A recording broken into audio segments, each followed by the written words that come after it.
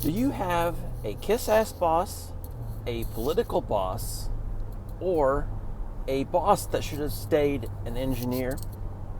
In this Car Talks, let's find out. So, as part of this Car Talks, as part of me going on my own and kind of taking a look back at part of my career of the many jobs that I have had in IT, I wanted to kind of reflect back to some of the bosses that I've had, and which would really, I'm sure, be very similar to some of the bosses you've had, to just kind of give you a just kind of a fun podcast to figure out, see how we're going to go and see if you can kind of see these any kind of characteristics in the boss that you have or you have currently have. So I started out in IT in 1998, and at that time I had the boss that was crass, very blunt, non-political, hated the system, but was a hell of a worker. He was a pretty good leader. He allowed us to do what we needed to do with some good direction, and was generally just he was one of those bosses that not a lot of people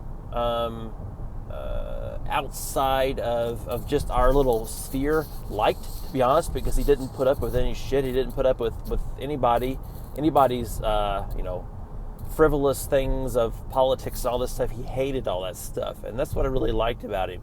But when you really got to know him personally, you found out he was a really good guy. So that was kind of my first boss. My second boss was kind of the let's see here, what do I call it? Political boss. The political boss. He was the kind of boss that that did everything. He looked up constantly, looked up at his superiors, and he looked up at constantly reaching the next ladder, reaching in the next rung in the corporate ladder. He would, there would be times where he would say, well, do this because somebody says this, do this because somebody above me said this.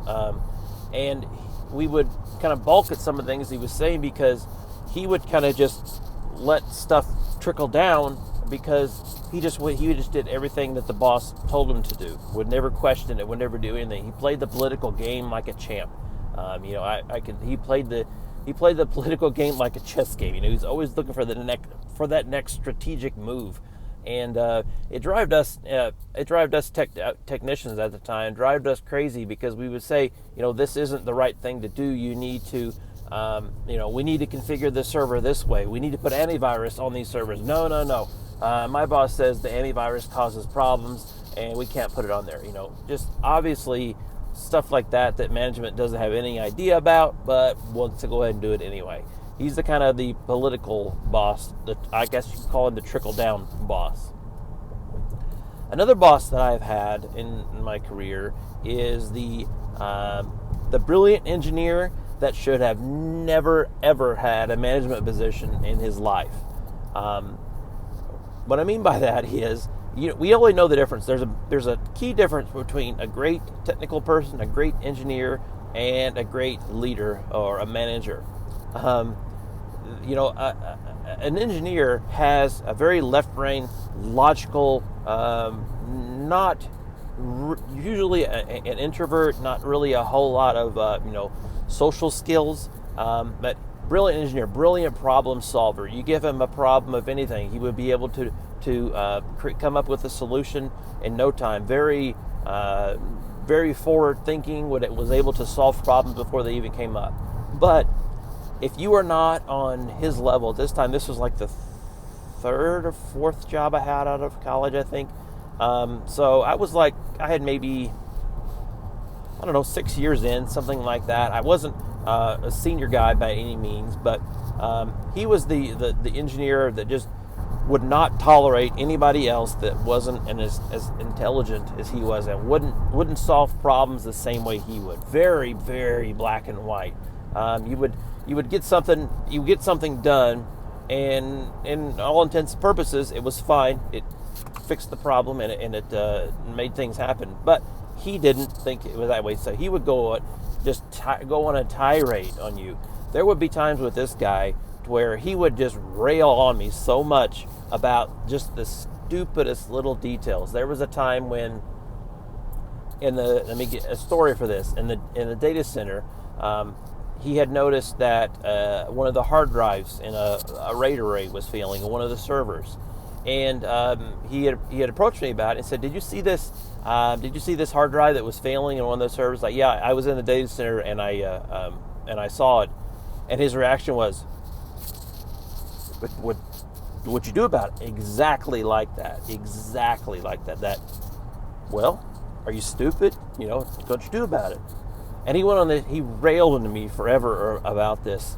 And I still remember this day. And that was the only time in my career that I almost cried, because I was proud of the job and I was proud of what I was doing. And this guy just railed on you for I didn't have near as this self-confidence and the self-esteem as what I probably should have at the time, because I was pretty good tech.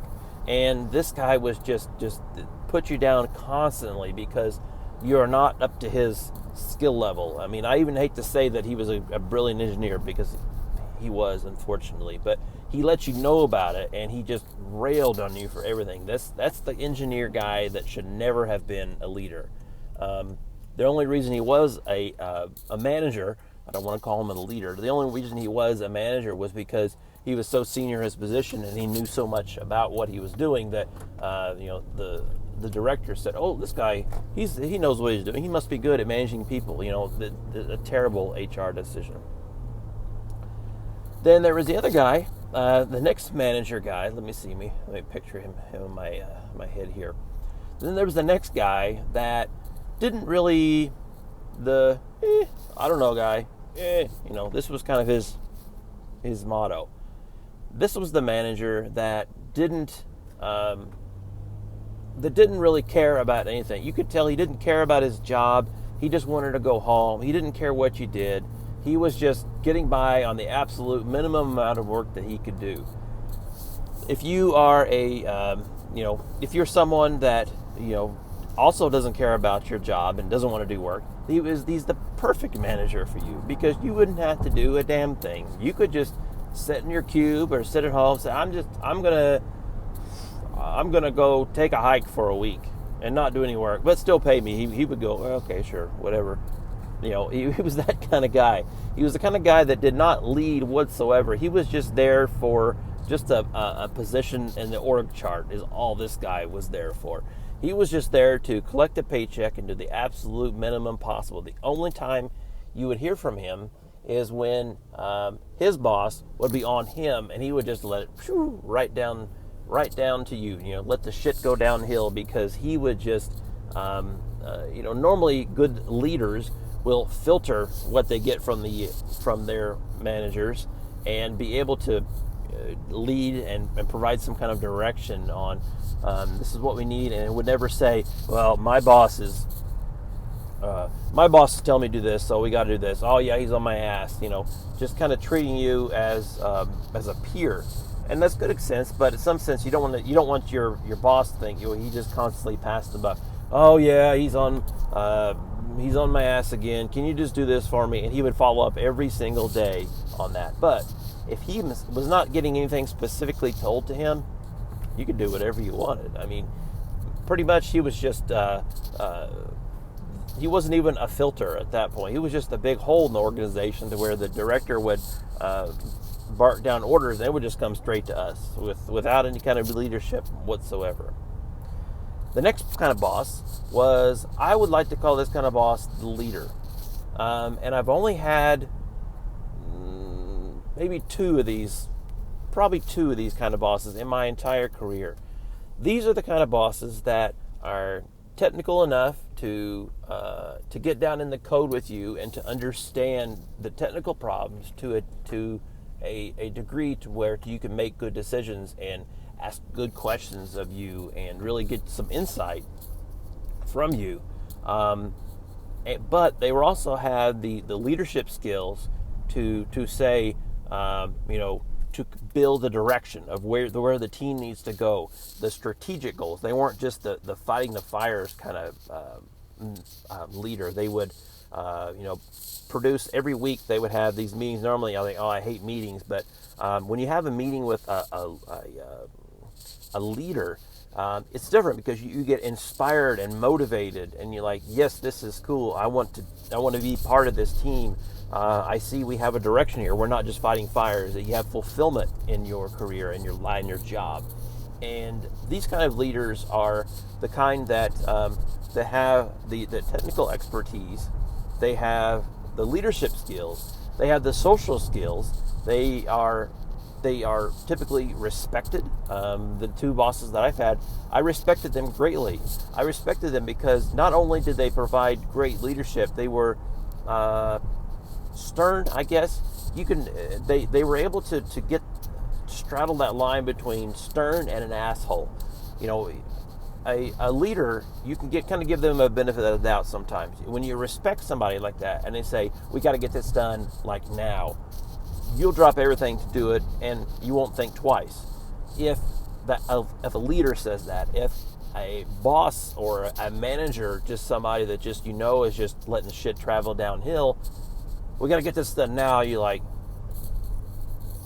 no, you're an asshole. I'm not going to do it, because your boss just says you have no skin in the game. You're just doing this just to save your own ass. The leader, on the other hand, hasn't been told that. He's coming up that with his own way, and the leader would never say, even if his his superior told him that he needed to do something, he would never actually tell us the engineers that his boss told him to do something. Instead, he would make it sound like, this is a business thing that needs to be done, and we just need to get it done, guys. How can we do it? He also asked a lot of questions. He would never really say, we got to get this done. He would say, what do you think it's going to take to get this done? When do you think we can have this done by? Really inquisitive, really asking lots and lots of questions. So that is the leader, the leadership boss. And I've only had 2 of those, and I've probably had 10 jobs, I think, since I graduated college. I think something like that. But the reason I want to do this Car Talks is just because how do you see your boss in any of these situations? And if you do, I want to let you know that always look for that leadership boss. Always look for somebody that's inspiring you. Always look for somebody that asks questions rather than barks commands. Think twice if your boss says, well, my boss tells me to do this. You have to do this. Ask for a leader. Be happy about your career, because when you are, you'll be much, much happier, much more fulfilled with your work.